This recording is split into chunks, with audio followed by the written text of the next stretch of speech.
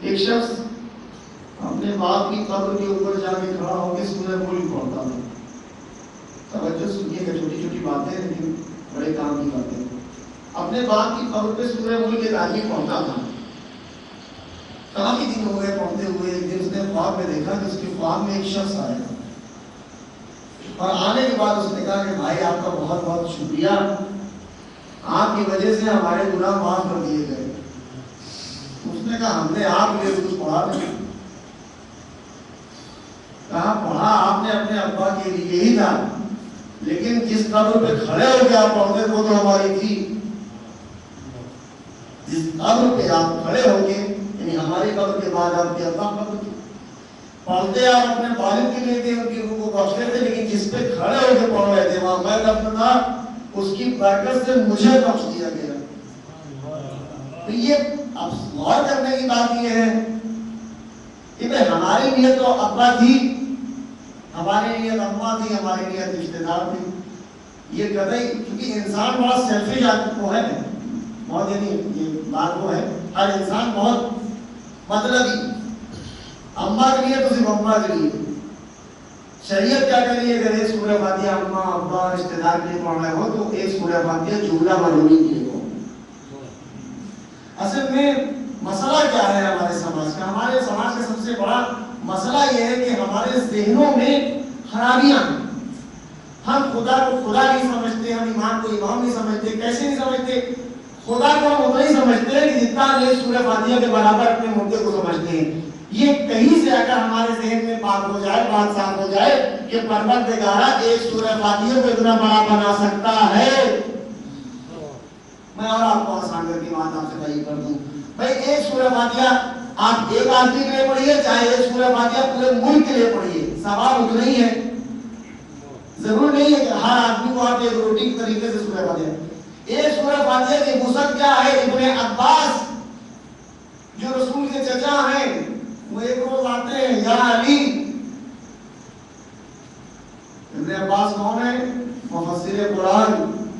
ابن عباس کا دعویٰ تھا کہ اگر میرا اونٹ ہو جائے تو میں اس کی رسی کو قرآن سے جوڑ دوں گا. اتنا بڑا محدث، اتنا بڑا مفکر، اتنا قرآن کا حافظ، کون؟ رسول کے سگے چچا ہیں ابن عباس. اہل سنت کی معتبر شخصیتوں میں ابن عباس ہیں. یعنی سنی زیادہ تر تائید اس لیے جاتا ہے مدینے سے کہ وہ ابن عباس کی زیارت کر. بڑے معتبر، بہت ساری روایت ہے. ابن عباس کہتے ہیں یا علی قرآن کیا ہے؟ علی نے کہا قرآن یہ ہے کہ پورا قرآن جو ہے وہ سب مسانی میں سمایا ہوا، 7 آیتوں میں پورا قرآن ہے. اے رسول ہم نے آپ کو ایک کتاب اور 7 آیتیں عطا کی. ایک کتاب 7 آیتیں، یعنی قرآن دیا، قرآن کے علاوہ 7 آیتیں دی. وہ 7 آیتیں کون سی ہیں؟ جسے آپ کہتے ہیں سورہ الحمد، سورہ فاتحہ. اس کا تیسرا نام ہے سبع مثانی. قرآن مجید میں واحد سورہ فاتحہ ہے، الحمد کا سورہ ہے جو 2 بار نازل ہوا ہے، باقی سورہ 1 بار نازل ہوا ہے. اس لیے اللہ نے کہا 7 آیتیں عطا کی، سبع مثانی. ابن عباس نے کہا یا علی یہ کیا ہے؟ کہا جو کچھ قرآن میں ہے وہ سورہ فاتحہ میں ہے. جو کچھ سورہ فاتحہ میں ہے وہ بسم اللہ میں ہے. جو کچھ بسم اللہ الرحمن الرحیم وہ ہے، اس کا جو پورا جز ہے وہ بائے بسم اللہ میں ہے. جو بائے بسم اللہ میں ہے وہ بے کے نقطے میں ہے، اور وہ بے کے نقطہ میں ہوں. یہ کہہ کے بتا دیا کہ پورا قرآن اگر سمٹ جائے تو ایک نقطہ بن جاتا ہے. اب آپ سمجھ لیجئے پہلے تو قرآن سمٹے تو نقطہ. اب ایک سورہ فاتحہ کی اہمیت اور یہ ہے کہ اگر آپ ہزاروں کے لیے پڑھ کے نیت کر دیں تو پروردگار ایسا ہے کہ وہ ایک سورہ فاتحہ کی وسعت اتنی بڑھا دیتا ہے کہ نہ جانے کتنوں کو پہنچ جائے.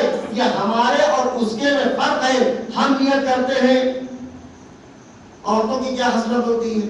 خاص طور سے ہمارے مصطفیٰ آباد میں عورتوں کی بڑی خصلت ہے. اماں کی مہینے سے سارے سرکٹ بھیا کہتے ہو بول پڑھو تو مسجد میں الگ ہوگی، دیوان کھانے والے نہیں ملائیں گے. اس کا مطلب ہے کہ آپ نے ذہن کو صاف ہی نہیں کیا. ہم آپ 50 نفر اٹھائیے، ایک مجلس کریے، ثواب وہی ہے. آپ کے سمجھنے میں فرق ہے، اس کے دینے میں فرق نہیں ہے. اللہ میاں کے بانٹنے میں کوئی فرق نہیں ہے، یہ آپ کے عورت بنا ہے کہ ہمارے مجلس کریں گے. میرے ساتھ یہ ہوتا ہے، اکثر میں کہتا ہوں بھیا دیوان خانے حصہ لے آؤ، 5 مجلس ہوگا، ایک مجلس کرو، سوچ پڑھو، مرثیہ پڑھو، آدھے گھنٹے کی مجلس پڑھو، ایک دوہا پڑھو، وہ 5 مجلسیں سارے ثواب دیے دیا کرو. ثواب وہی ہے، وہی ہے، وہی ہے. کیوں؟ کیونکہ یہ ہماری نیتیں ہیں. ہم نے خدا کو نہ جانے کیا سمجھ لیا ہے. اس کی وسعت یہ ہے کہ بہت ساری مجلسوں کو سمیٹ لیجیے، اور آپ نام بھی مت لیجیے، خالی نیت کریے کہ جن مرحومین کے لیے مجلس ان کو ثواب پہنچے. آپ محتاج ہیں نام کے، خدا کسی نام کا محتاج نہیں ہے، وہ نیتوں کو جاننے والا ہے. صلوات پڑھنے محمد والے. بس اپنے موضوع پہ آ جاؤ. تبارک الذی پاک ہے وہ ذات بیدہ الملک، جس نے یہ ملک بنایا. الذی خلق الموت والحیات، اور اس نے موت و حیات کو خلق کیا. توجہ، اس نے الذی موتا، سب سے پہلے موت بنائی، والحیات، پھر حیات بنائی. پہلے موت بنائی پھر حیات بنائی. جس کو ہم حیات سمجھتے ہیں اصل میں وہ موت ہے، جس کو ہم موت سمجھتے ہیں وہ حیات جاویدانی ہے. اس لیے قرآن نے کہا فتمنوا الموت ان کنتم صادقین، اگر تم سچے ہو تو موت کی تمنا کرو. پتہ یہ چلا جسے ہم حیات سمجھ رہے ہیں وہ موت ہے، اور جسے ہم موت سمجھتے ہیں وہ حیات ہے. بھائی مدینے کا بڑا مشہور واقعہ ہے کہ ایک شخص مر گیا اور مٹی کے لیے سب لوگ تیار ہوئے، جنازے کو نہلایا کھڑایا گیا، اور لے کے قبرستان میں جب پہنچے تو پہنچنے کے بعد اب تعویذ قبر میں مردے کو اتار دیا گیا، مجمع قبر کو گھیر لیا. قبر کے پاتی علی ابن ابی طالب کھڑے تھے. ایک شخص نے علی سے کہا یا علی یہ بتائیے جو آدمی ابھی مرا ہے اگر اس کو ایک بار زندگی اور مل جائے تو کیا اچھا کرے گا، کتنا اچھا اس کو چانس مل جائے، کاش کہ ایک بار اور اسے زندگی ملے. علی نے اس کہنے والے کی پیٹھ پر ہاتھ رکھ کے کہا پر یہ بات تو اپنے لیے کیوں نہیں سوچتا؟ اس کو مل جائے تم سوچو نا، تمہیں تو ملی ہوئی ہے نا، تم کیوں نہیں سدھرتے ہو؟ تم اپنے اندر جو انقلاب پیدا نہیں کرتے ہو، اس لیے تمہیں موت کا یقین نہیں ہے. تم جانتے ہو کہ مرنا ہے مگر اس طرح تمہارا آخرت پہ یقین نہیں ہے. اگر آخرت پہ یقین ہو جائے تو انسان گناہ کی طرف مائل ہی نہ ہوگا، انسان مائل ہی نہ ہو. لیکن وہ ایک غفلت میں جیتا رہتا ہے جبکہ دیکھتا ہے کہ لوگ ہم سے پہلے جانے والے چلے گئے، مر گئے، آگے پیچھے لوگ مر رہے ہیں، آپ برابر مٹی دے رہے ہیں، اس کے بعد بھی وہ یقین کی منزل نہیں ہو جو ہونا چاہیے. جب اس یقین کی منزل پر آپ پہنچ جائیں گے تب پھر جو ہے آپ سوچیں گے کہ نہیں یہ گناہ ہے. الذی خلق الموت والحیات، اس نے موت کو اور حیات کو خلق کیا. لیبلوکم ایکم احسن عملا، تاکہ تم میں سے آزمایا جا سکے اچھے عمل والے کون سے. اور جب تم پلٹ کے ہماری بارگاہ میں اچھے عمل کر کے آؤ گے وہ اول عزیز الغفور، تو تمہارا پروردگار بہت بخشنے والا ہے، بہت معاف کرنے والا ہے. یہ آیت کا ترجمہ ہے. اب یہ ملک بنایا کس نے؟ پروردگار نے. اللہ نے ملک بنایا، چلائیں گے ہم اپنی، ملک اس کا، قانون اس کا، نبی اس کے، امام اس کے. بلکہ بات بدل کے دو، یونیورسٹی بنائی ہم نے، مالک ہم یونیورسٹی کے ہیں. کالج بنایا ہم نے، مالک ہم کالج کے ہیں. ریکروٹمنٹ ہم کریں گے کوئی اور کرے گا، ٹیچر ہم رکھیں گے کوئی اور رکھے گا. نہیں، مالک جو ہے اسی کو اختیار ہے. تو اچھا بھائی اگر یونیورسٹی ہم نے کھولی ہے، کالج ہم نے کھولا ہے تو ٹیچر کی رکھنے کی بنیاد کیا ہوگی؟ اگر کسی ایسے آدمی کو ریکروٹمنٹ نہیں کیا جا سکتا، کسی ایسے آدمی کو ٹیچر نہیں رکھا جا سکتا جس کو جو ہے نالج نہ ہو، پر رکھا اسی کو جائے گا جس کو نالج ہو، جو جانکار ہو. تو پتہ یہ چلا پروردگار نے پہلے ہی بتا دیا انی عالم ما لا تعلمون، اے فرشتوں جو ہم جانتے ہیں تم نہیں جانتے. ہم نے اس کو علم کی بنیاد کے اوپر خلیفہ بنایا ہے. جب پروردگار کسی کو امام، حاضر، رہبر اور نبی بنا کے دیتا ہے تو اسے معجزات و کرامات دیتا ہے اور اسے علم کی بنیاد کے اوپر دنیا پوچھتا ہے. صلوات پڑھیں محمد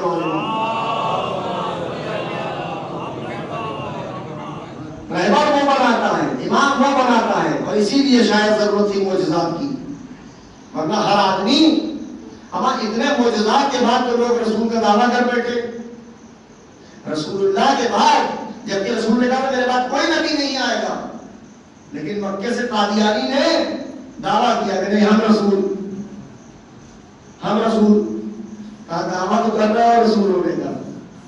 مکے والے دوڑا کے ماریں گے، بہت مارتے ہیں. رسول کو طائف نے اتنا مارا تھا کہ جس طرح زنجیر کا ماتم آپ کے پیٹ پہ ہوتا ہے، پیٹ ایسے پھٹ گئی تھی رسول کی، ایک پہاڑ سے ٹیک لگانے لگے۔ 1400 برس ہو گئے، طائف میں آج بھی خون تازہ ہے رسول ہونے کا دعویٰ کیا، سب نے سب کچھ ہونے کا دعویٰ کیا، لوگوں نے خدا ہونے کا دعویٰ کیا، لیکن 1400 سال ہو گئے آج تک کسی نے حسین ہونے کا دعویٰ نہ کیا۔ کیوں؟ اس لیے حسین ہونے کے لیے بڑی قربانی دینی پڑے گی، حسین بننے کے لیے بڑی قیمت دینی پڑے گی۔ اللہ بننے کے لیے کیا ہے؟ کہہ دیا خدا ہے، من ربک انا ربکم الاعلی، میں بڑا والا ہوں، میں بڑا والا ہوں۔ فرعون نے دعویٰ کیا، نمرود، حامان، شداد، تمام لوگوں نے خدا ہونے کا دعویٰ کیا، حسین ہونے کا دعویٰ کیا۔ کیوں؟ اس لیے کہ حسین ہونے کے لیے بڑی قربانیاں دینی پڑیں گی۔ یہاں سے 7 کلومیٹر تیر کے پوروا ہے، گنگا جی بہتی۔ آیت اللہ سیستانی صاحب کا اس سال کا جو فتویٰ ہے وہ یہ ہے کہ ہندوستان میں جتنی بھی ندیاں ہیں، چاہے وہ گنگا ہو، چاہے جمنا ہو، چاہے سرسوتی ہو، چاہے سرجو ہو، جتنی بھی ندیاں ہندوستان کی ہیں، اس میں کوڑا پھینکنا حرام، ان کو میلا کرنا حرام۔ اس سال کا سیستانی صاحب کا فتویٰ ہے۔ آپ اس فتوے کے بارے میں سوچیے، جب آپ کو سمجھ میں آئے گا کہ مرجع کہاں سے سوچتا ہے۔ اس سال کا فتویٰ ہے۔ تو اب یہ جو 7 کلومیٹر بعد گگنا کا گھاٹ یا تیر کے پوروا میں جو گنگا ہے، آپ ایک صاف شفاف شیشے کی بوتل لیجیے، اس میں پانی بھریے، گنگا کا پانی لیجیے، شیشے میں بھر لیجیے، اس کو بند کریے، اب اس کو لے کے کار پہ بیٹھیے اور اب جائیے ہر کی پاڑی ہریدوار، توجہ، ہر کی پاڑی ہریدوار جائیے، پھر ایک شیشہ لیجیے، اس میں ہریدوار سے پانی لیجیے، دونوں پانی کو ملائیے، وہ بھی گنگا ہے، یہ بھی گنگا ہے، تو اس کا پانی اتنا صاف شفاف کیوں ہے؟ اور یہ جو ہے 100 200 300 کلومیٹر آنے کے بعد یہاں کا پانی میلا کیوں ہے؟ وہاں کا صاف ہے، یہاں کا میلا، پانی وہ بھی گنگا کا ہے، پانی یہ بھی گنگا کا ہے، یہ پانی یہاں آتے آتے اتنا میلا کیوں ہو گیا؟ کہا بھائی اس لیے کہ بیچ میں اس میں نالیاں مل گئی، توجہ ہے آپ کی، بیچ میں نجاستیں مل گئی، گنگا میں غلط چیزیں آ گئی، غلط نالیاں مل گئی، تو جو ہر کی پوڑی میں گنگا بہتی ہے وہ اتنی مقدس ہے کہ اس سے آپ وضو کر لیجیے، اس کو پی لیجیے، اتنی صاف ہے، جن لوگوں نے دیکھا ہے، میں نے جا کے دیکھا ہے، اتنی صاف۔ کہا بھائی اس لیے کہ جہاں سے نکلی تھی وہاں سے تو بہت گنگا صاف تھی، یہ یہاں آتے آتے پانی میلا ہو گیا، میں کیوں میلا ہو گیا؟ کہا بیچ میں نالیاں گھس گئی۔ اب سمجھو دین رسول سے چلا تھا، 1400 سال تک دین آیا، یہ دین میں اتنی بدماشیاں کیوں ہو گئی؟ کہا اس لیے کہ بیچ میں گڑبڑ لوگ آ گئے، اس لیے دین میں گڑبڑیاں پیدا ہو گئی۔ اگر رسول کے بعد علی کو مان لیا ہوتا، علی کے بعد حسن کو تسلیم کر لیا ہوتا، حسن کے بعد حسین کو مان لیا ہوتا، اور یہ سلسلہ جہاں تک گیا ہے اس کو مانا ہوتا، تو دین میں کوئی گڑبڑی پیدا نہ ہونے پاتی۔ تم نے مانا ہی نہیں، اسی لیے تو ہے ملاوٹیں ہوتی گئی اور چیزیں بدلتی چلی گئی، اتنا فرق آ گیا۔ رسول کے دور میں ترابی نہیں تھی، آج ترابی ہے،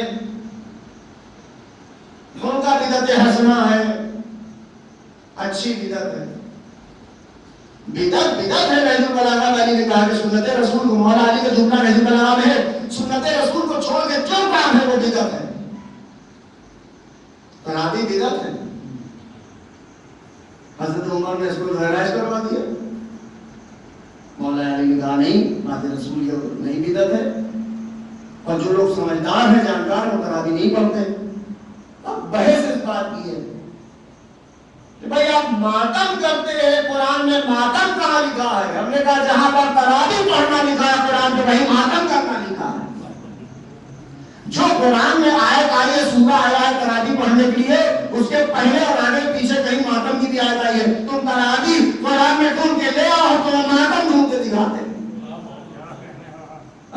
تو اب یہ دور وہ ہے کہ آگے کھولو، جاگو، سوچو کہ تم نے بات رسول کتنی بدعتیں گھسے ہوئی تھی، اور سب ایسا نہیں کہ خالی سنیوں کی بدعت ہے، بہت ساری بدعتیں شیعوں کی بھی آ گئی، اور بات نکلی ہے تو اب کیا ہے؟ 8 ذوالحجہ کو عرفہ ہوتا ہے مکے میں، انہوں نے کہا بھائی 13 شعبان کو عرفہ ہوگا،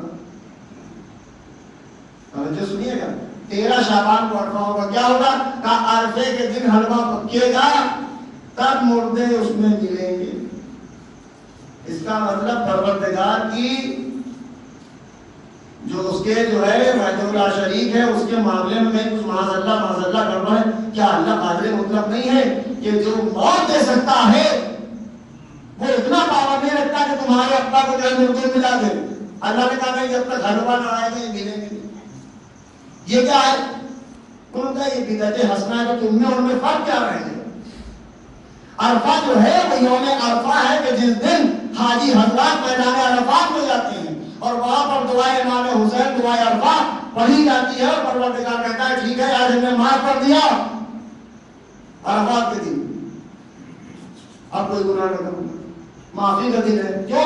کہ اسی عرفے کے دن جناب آدم کی توبہ جو ہے جبل رحمت پہ قبول ہوئی اور جناب آدم نے جا کے پنجتن کے وسیلے سے جبل رحمت پہ دعا مانگی تو اللہ نے کہا ٹھیک ہے پنجتن کے واسطے تمہاری دعا مستجاب کی اور گناہوں کو معاف کیا، ترک اولا کو معاف کیا. جبکہ ترک اولا گناہ کے ضد میں نہیں آتا ہے. ترک اولا الگ چیز ہے، گناہ الگ چیز ہے. نبی سے گناہ نہیں ہو سکتا. لیکن آپ انبیاء کے تاریخ دیکھیے، جناب آدم ترک اولا، جناب یونس ترک اولا. یعنی نبیوں کی زندگی میں آپ کو ترک اولا ملے گا. ترک اولا ہے کیا؟ کوئی گناہ نہیں ہے. ترک اولا کو آپ یہ آسانی سے یوں سمجھا سکتا ہوں کہ ترک اولا کا مطلب یہ کہنا نہ ماننا. اے آدم جنت میں رہو، کھاؤ پیو، اپنی آنکھوں کو ٹھنڈا رکھو، لیکن اس درخت کے پاس نہ جانا. یہی تو قرآن میں کہا اللہ نے. ابلیس نے کہا ٹھیک ہے جانے کو منع کیا ہے، بہت مزے کا پھل ہوتا ہے، ہم لا کے دے تم کو. اور گیہوں لا کے کھلا دیا. جیسے گیہوں کھلایا اللہ نے کہا ٹھیک ہے اب دنیا میں جائیے. آپ گیہوں کھانے والے دنیا میں رہتے ہیں. جنت میں پیڑ تو ہے لیکن یہاں کھانے کی اجازت نہیں ہے. کیوں؟ کہا گیہوں کھانے سے فضلہ پیدا ہوتا ہے اور نجاست جنت میں ہو نہیں سکتی، لہٰذا نہیں کیا. تو اب اللہ نے منع کیا، یہ ترک اولا ہے. مثلا میں نے کہا شانو بھائی آج امام باڑے میں آپ بتائیے اور یہ آ گئے، یہ ترک اولا ہے. گناہ نہیں ہے، کہنا نہیں ماننا. گناہ کی فہرست میں نہیں آتا لیکن ترک اولا اسے کہتے ہیں. آدم کو منع کیا، کھا لیا. یونس سے کہا کہ دیکھو اپنی قوم کو چھوڑ کے مت جانا، لیکن جب جان کو خوف ہوا جناب یونس نے ہجرت کی. اللہ نے منع کیا اے یونس اپنی جگہ سے مت ہلنا. یونس گئے. اللہ نے کہا اچھا ہم نے منع کیا اس کے بعد بھی ہجرت کر گئے. یونس نبی ہے، ہجرت کر گئے. ایک طرف پاؤں کٹر کے مار ڈالے گی. جب پہنچے دریا کنارے تو ایک سفینہ دیکھا، ایک ناؤ دیکھی، ایک کشتی دیکھی. جناب یونس بیٹھ گئے اور جب بیٹھ گئے کشتی چلی.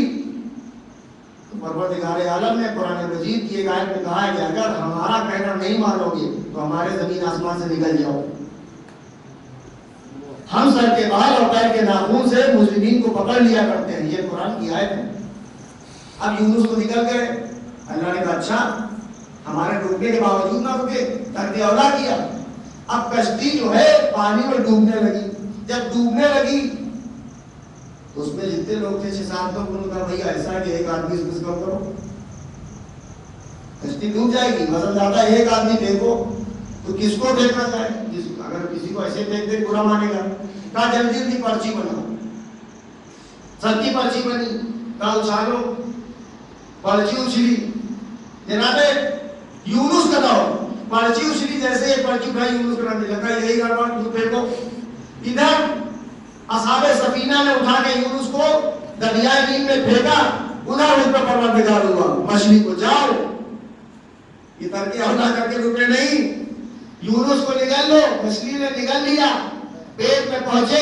جب پیٹ میں پہنچے تب کہا لا الہ الا انت سبحانک انی کنت من الظالمین. پروردگار بے شک ساری تعریف تیرے لیے ہے، میں ظالمین میں سے ہوں. اس ورد کو اتنا کیا کہ اللہ نے کہا اب اچھا توبہ ہو گئی. 40 دن تک مچھلی کے پیٹ میں رکھا. اب 40 دن کے بعد مچھلی کا جاؤ خشکی میں اگل دو. تو جناب یونس کو اگلا. کیا کیا؟ ترک اولا. انبیاء و مرسلین و پیغمبر تلک رسول و فضلنا بعضی علی بعض، ہم نے بعض رسولوں کو بڑا بنایا، بعض کو چھوٹا بنایا، بعض انبیاء کے اوپر بعض کو فضیلت دی اور کچھ کو جو ہے اولو العزم پیغمبر بنایا، لیکن ان سے بھی کر کے اولا ہوا۔ اے ابراہیم تمہارا وقت پورا ہوا،